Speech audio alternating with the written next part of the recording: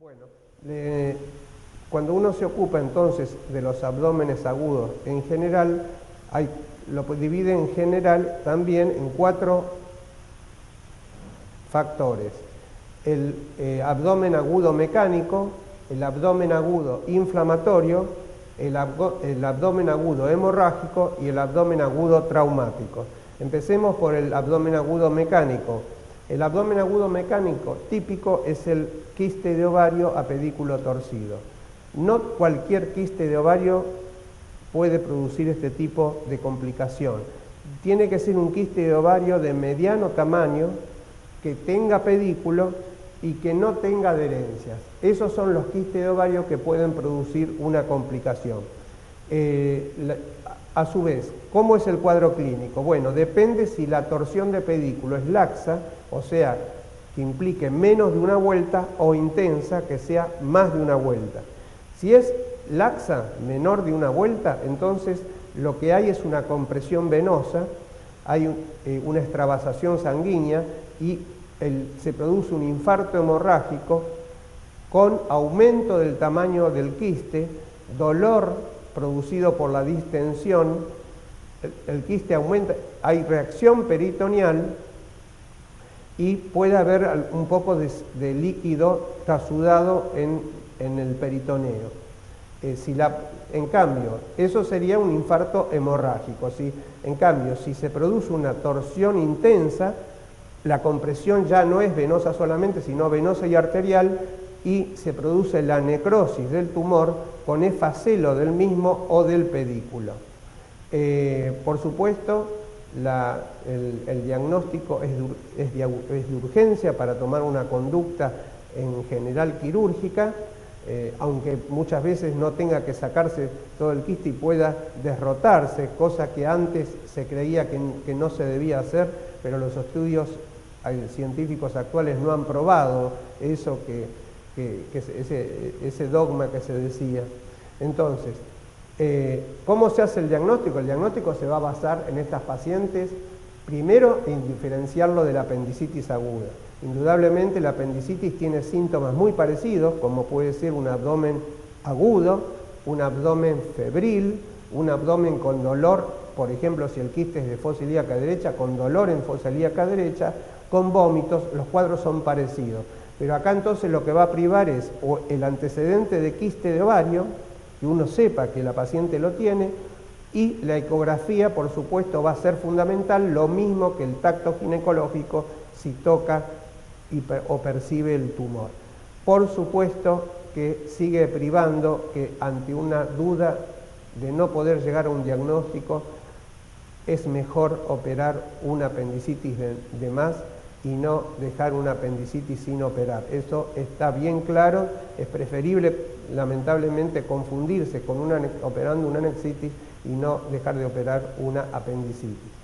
Bueno, los otros cuadros de los otros tipos de abdómenes agudos son del hemorrágico, por supuesto el embarazo ectópico, pero el embarazo ectópico tiene una característica en general, tiene el atraso menstrual y tiene la metrorragia.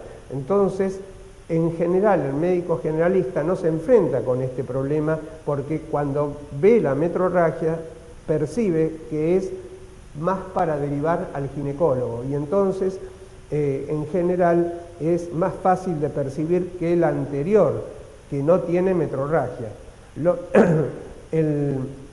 Entonces, el embarazo ectópico, por supuesto, que el que va a llamar la atención es el complicado, tiene el atraso menstrual, tiene la metrorragia, el dolor abdominal en un abdomen afebril, en un abdomen blando y doloroso, sin reacción peritoneal, aunque ahí puede haber defensa, y muchas veces hay omalgia, o sea, dolor en el hombro por la irritación peritoneal. Bueno, el tratamiento, por supuesto, pertenece al especialista y en general va a ser quirúrgico, aunque hay casos de tratamiento médico con metrotexate. De los abdómenes agudos inflamatorios, el típico o el más conocido, por supuesto, es la enfermedad inflamatoria pélvica, que lo que tienen que conocer el médico generalista, que es un cuadro polimicrobiano, aunque en general a predominio de gonococo o clamidia, o de gram negativos, pero que en general es polimicrobiano y por lo tanto tiene que ser tratado con una antibiótico terapia que abarque todo el espectro. El cuadro de anexitis lo que lo va a ayudar al médico generalista es que la paciente presenta flujo. Ese flujo le va a llamar la atención, en general es un flujo purulento y además hay un exquisito dolor al tacto de los anexos o a la movilización del cuello del útero.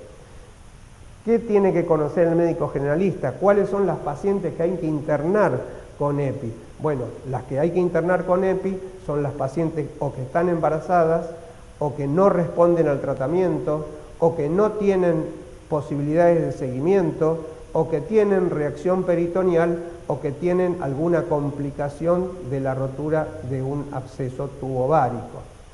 En general, la enfermedad inflamatoria pélvica se va a dividir entonces en anexitis sin peritonitis, anexitis con reacción peritoneal, que sería el grado 2, el grado 3, que sería el absceso tubovárico, y el grado 4, que sería la rotura de un absceso tubovárico con peritonitis generalizada. Por supuesto, también es de tratamiento, en estos casos últimos, de rotura de un absceso, es de tratamiento quirúrgico. Anteriormente, por supuesto, dijimos que es de antibiótico terapia, reposo, con antibiótico terapia general. Por ejemplo, un ejemplo sería que recibiera la paciente metronidazol,